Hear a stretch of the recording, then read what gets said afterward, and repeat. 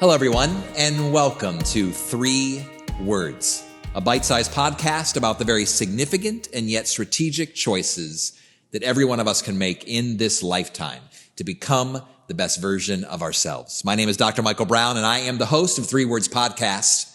And strangely, but also excitedly, we are filming and producing this particular episode of 3 Words during COVID-19. A time when we should be sheltering in place. And we still are sheltering in place because we've created this space that is sanitized and are socially distanced.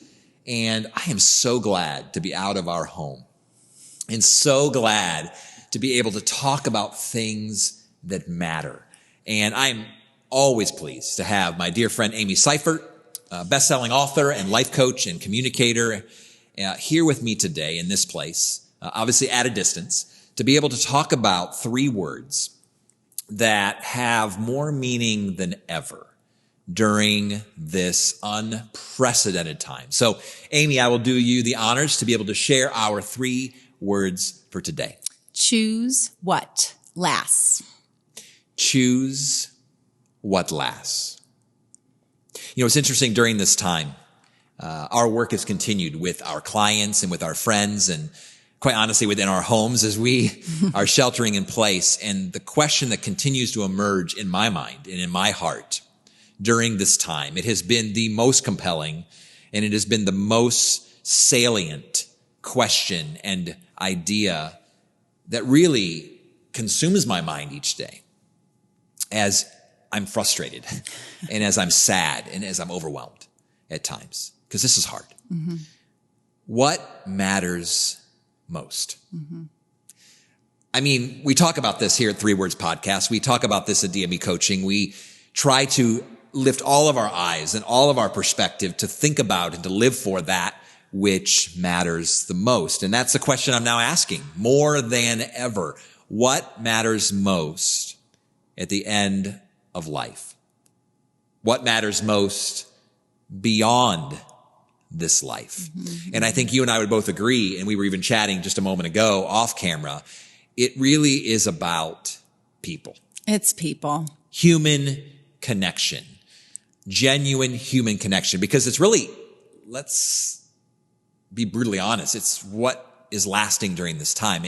The human spirit, and even watching people rise to the occasion. And our careers are shaky. Our bank accounts are shrinking. There's so many things that we have put our hope in and trust in that aren't lasting. That my physical health is sagging just a bit. I am not quite the best version of myself. And there's just a lot going on. But there's one thing that lasts. And it's just these people in my life and human connection. And I've actually reached out and had more conversations than ever with significant people in my life. And so please weigh in, Amy. You live this out. You model to me and to so many others about living a life where you are continually making choices in that which lasts beyond you. Yes, this hits hard because the first couple weeks when everything was shutting down, my husband is a small business owner and was looking at the numbers, was looking at the work slowing down, was looking at it all and was pretty anxious, like the most anxious I've ever seen him. And we had this walk. I don't think he would mind me sharing this. We had this walk where he looked at me because he wasn't sure how it was all going to go. And he was like, "Are you with me if we're poor?" And my first thought was like, I'm with you if we're poor. I don't care. I signed up for you. I didn't sign up for a success, riches, whatever. Like I'm in it with you. And it's reduced and boiled down what is important. Like, yes, I love that his business is successful. And yes, I'm grateful that it's continued to be through the pandemic.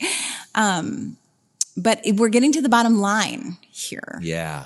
But I think what's really interesting is, yes, now I'm home with all my people all the time. Mm-hmm. And I love my people all the time. Do you like them all the time? Yeah, right. And so I want to preach that it's all about people. But right now, some of us are in a house full of people all the time. And I think we're seeing this weird dichotomy of like, yay, we can build all these memories because we're with our people all the time. But also I find myself checking out because I'm like, well, I'm with them all the time.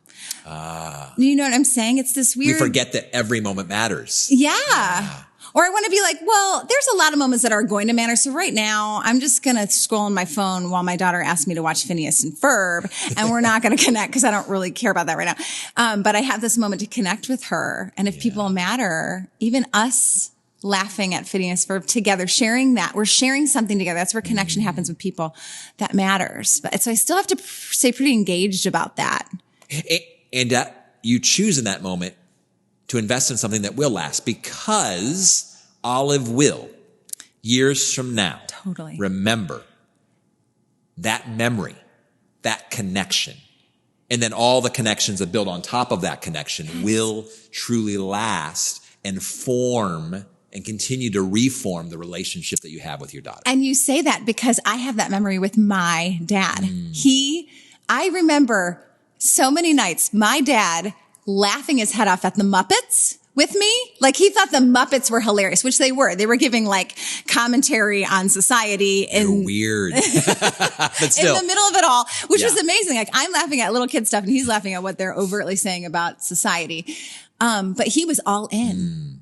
And we're watching the Muppets because my dad was all in on people and he always has been. And it's something, I want to carry that on. When you're with my dad, you're with my dad.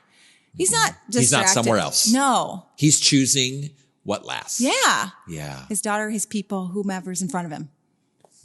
That's fantastic. And I think it's hard right now. I mean, you said something that was really eye-opening for me. And now I'm sitting here doing some self-reflection in many ways because we are together with our people more. It's like, well, because we're going to be together all day. Yeah.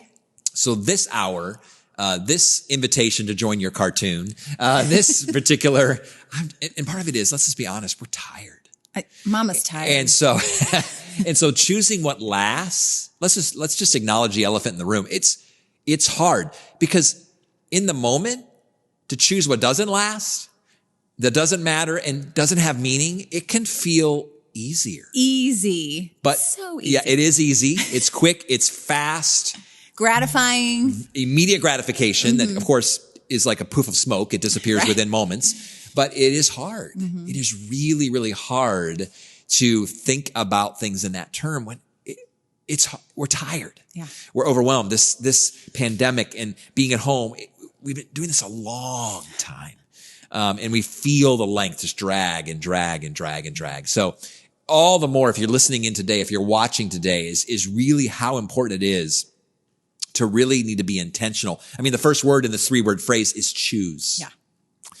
You need to choose, because if you wait for this moment to magically descend upon you when you will actually be preoccupied with a grand perspective of what matters most, it's not going to happen. We have to choose our way into investing in these moments that matter, these choices that count, and so forth and so on. Which even this morning, so my son, who's 13, he's been gaming at night with his friends because that's his connection, and I'm fine with it. But I realized we could just keep letting this be. I kind of want a screen-free Saturday night with my family, but I'm probably going to need to choose this and be proactive. So even asking my son, I don't know if you had plans to play Xbox with buddies, but can we be screen-free tonight and have a fire and s'mores? Like, can we, so coordinate that with him, say to my husband, can we put all screens down and have a screen-free Saturday? But I have to choose. That's not going to happen. Being screen-free is not just going to happen. Like, I have to choose this. So it feels like I have to be pretty intentional. Amy Seifert, I'm sitting here feeling convicted with you because I need to go home and say, let's choose some screen-free time. Yeah. Because again, wow.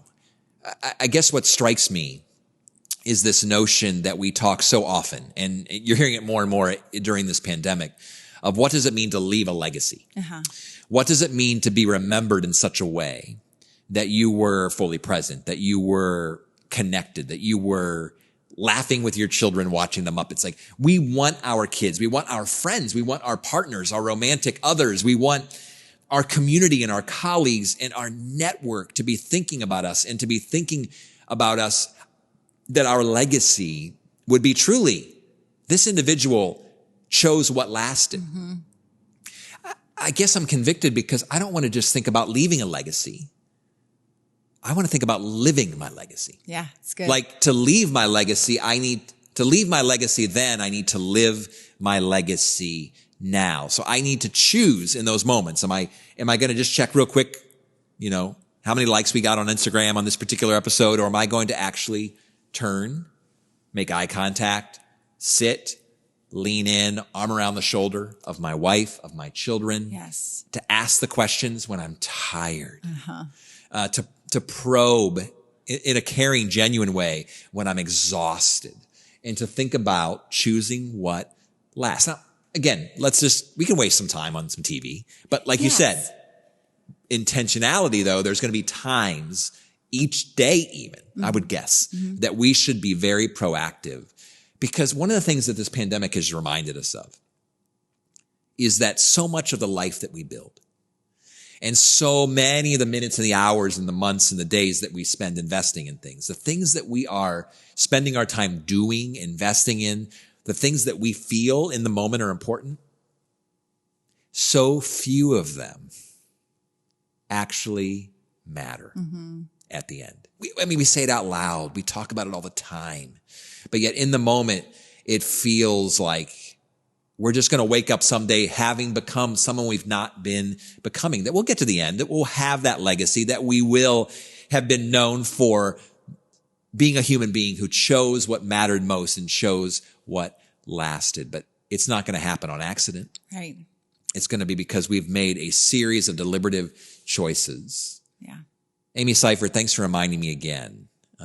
And living before us all and those that you mentor and those that you coach, to remind ourselves, let's truly, in this pandemic and in the new normal post-pandemic, to really choose what lasts.